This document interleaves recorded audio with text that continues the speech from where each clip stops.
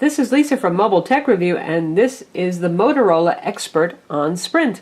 Now, if this looks familiar to you, that's because it first appeared in December as the Motorola Droid Pro on Verizon. So this is basically the same phone 6 months later on Sprint. It has the same features. It's got EV-Duo Rev-A 3G, and it has a SIM card slot for overseas roaming on GSM networks. Not for use on GSM networks at home, sorry, just when you're overseas. And Sprint has a little applet on here that'll explain to you what to do and how to get that started if you do need to go overseas with it. It's got a QWERTY keyboard, as you can see here. This is one of the few QWERTY bar phones available that's running Android, and this is Android 2.2 Froyo with some Motorola Blur software on top. Nothing too overbearing though, but you can see like their usual shortcuts here to the dialer, contacts, to launch programs, and some of their widgets are on here as well on their multiple page home screen.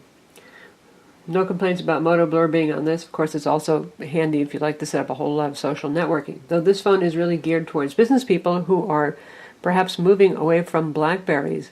You got that same QWERTY bar thing going on, the little keyboard right here, and you've got all the goodness of Android inside as well.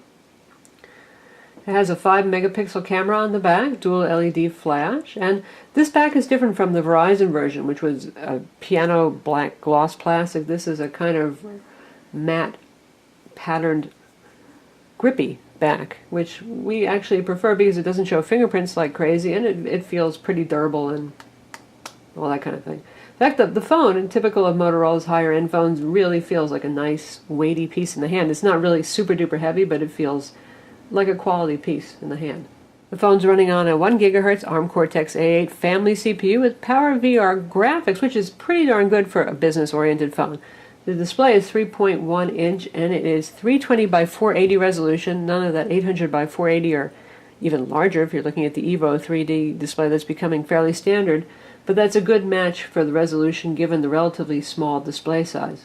That is the same display size as Android phones were about, a year and a half, 2 years ago. Say like the G1, the very first phone, had that same resolution, so it's not unheard of to be running at that resolution. That said, if you're looking at web pages, text is still pretty darn small. We'll show you that in a bit, and you don't see that much on the page. In fact, let's take a look at that right now.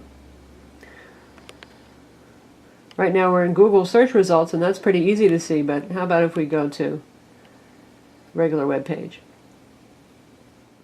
And now here we are in Sprint's web page for a competing phone, the Samsung Replenish, which is a lower end QWERTY bar phone on Sprint, also running Android 2.2 with Sprint ID software. And you can see initially, of course, the text is really tiny. You're not going to be able to read any of that. And we're going to switch to landscape mode for perhaps more comfortable viewing. So you're definitely going to want to pinch and zoom to read, and then you're going to be doing a lot of scrolling as well. You can double tap to zoom in and out. And if you're lucky, the text will then reflow so you don't have to scroll. But in some cases like this, that's not really still readable, so you're going to have to do a lot of that. So that's one drawback for having a compact QWERTY phone, unlike the Samsung Epic 4G, which is a landscape slider. Huge display, big keyboard, but takes up a lot of space in your pocket. Speaking of the Replenish, which is significantly less expensive, this is $129, which isn't that expensive with the contract, but the Replenish these days is $49 to free. You get a higher resolution camera on this. You get Motorola's good Exchange Activesync support, which is important to business users. You get a higher resolution display. So overall, this is a higher end phone. It's certainly worth the extra money if you're looking for a QWERTY bar phone. We take a look around the phone. Up top here we have the 3.5mm headset jack, and there's your power button right there. Kind of a pretty little implementation of power button. Similar looking button on the side. It is a sort of a takeoff on the BlackBerry convenience key. By default, it launches the calendar. Down here you got nothing but your microphone, and here is your micro USB charge and sync port, and here are your volume buttons. All very rugged, all very nice to operate.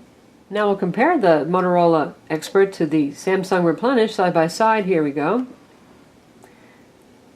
And very different design aesthetic. Obviously, the display on the Motorola is much sharper and clearer. It may be hard to see that in the video, but this guy looks slightly fuzzy compared to the Motorola, which has very high contrast and is quite sharp.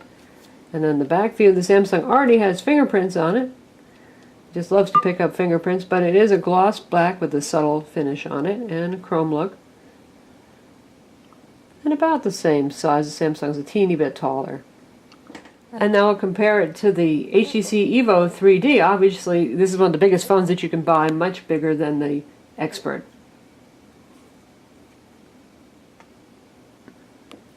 Of course, the Evo 3D is a lot sexier with its huge QHD display and 4G, a lot of other goodies on this guy, dual-core CPU, but very different market. This is obviously for somebody who's really into texting, messaging, email, a business sort of phone.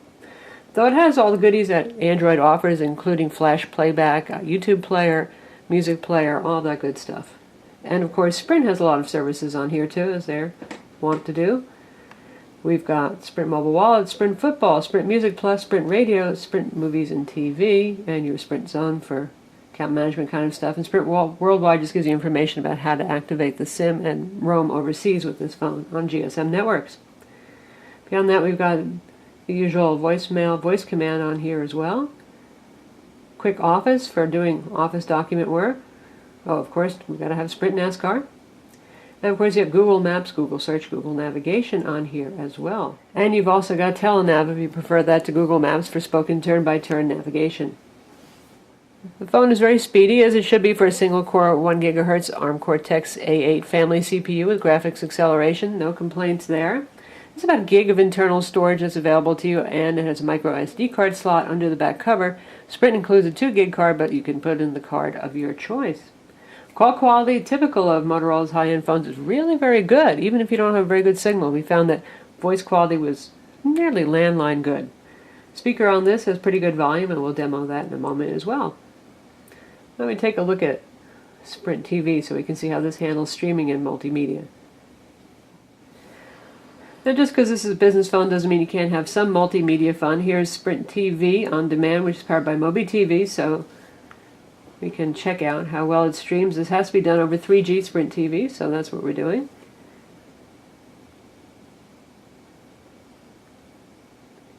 I'll pick a show, and this way you can hear the speaker as well.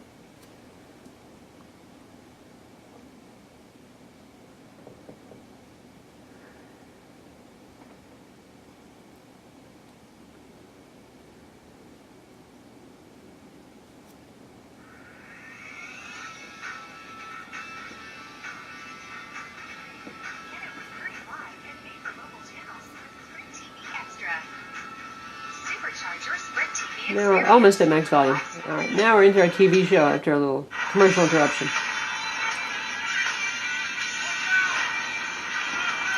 We got some digital break up there. It's typical of Sprint TV over EVG over a 3G network, but it's certainly watchable, and the speaker is reasonably loud and full. So that's Sprint TV on the Motorola Expert. Now looking at some business features, we've got Quickoffice on here, and this is the full version that can also create and edit documents. As you can see here, we're in the launch screen. You can choose from Quick Word, Quick Sheet, Quick PDF, and PowerPoint, which they call Quick Point. Now if we choose Quick Word, for example, we can create a new document right there. And you can choose your format, Word document or the older Word 97 to 2003 format. And there you have your blank sheet where you can type away. And speaking of typing, this has a sculpted keyboard. You can probably see a little bit of a waterfall-like effect on the keys. And it's pretty teeny. I'm not really very fond of this. It's better than nothing if you really hate on-screen keyboards, surely, but it's not exactly as good as a BlackBerry keyboard. Some things we do like is you've got your dedicated @ sign right down here, and we've got a microphone key right here for voice text entry. Very cool.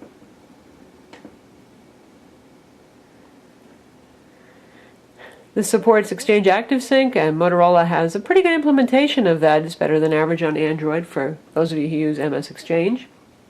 Also useful for business. In addition to Exchange Activesync, Motorola supports a whole lot of social networking email formats, and we will take a look at their shortcut to accounts. You can see you've got Exchange Activesync, regular email, Facebook, Google account, Last.fm account, LinkedIn, MySpace, Orkut, Photobucket, Picasa, Twitter, and Yahoo Mail. So, say you're not a business person, but you're like a Twitter fanatic, Facebook, MySpace, whatever it is, they've got you pretty well covered here with all their social networking options. And they do have widgets that go along with the social networking features as well. If you're wondering why the phone is relatively thick, other than the fact that it's built like a tank and should be able to take a lot of abuse, it has an 1820 milliamp battery. That's a very high capacity for a 3G phone, especially one that doesn't have a very large display. So battery life on this also excellent. Again, I think they're looking at business users who need to really go all day and access email, messaging, all that kind of stuff. And of course, you can have a little fun on the side. You can run games on this. You're going to have to make sure that games are compatible with this resolution, since a lot of games are targeting 800 by 480 pixel displays these days. But since the resolution this phone uses was standard for quite some time with Android, you will find at least a decent number of casual games and a couple of 3D games you can play on this. It certainly has the horsepower to do that. The phone has Bluetooth 2.1 plus EDR, Wi-Fi, 802.11b GN. Of course, it has the usual GPS and the 5 megapixel camera that we mentioned. And it's available now on Sprint for $129 with contract. I'm Lisa from Mobile Tech Review, and this is the Motorola Expert on Sprint.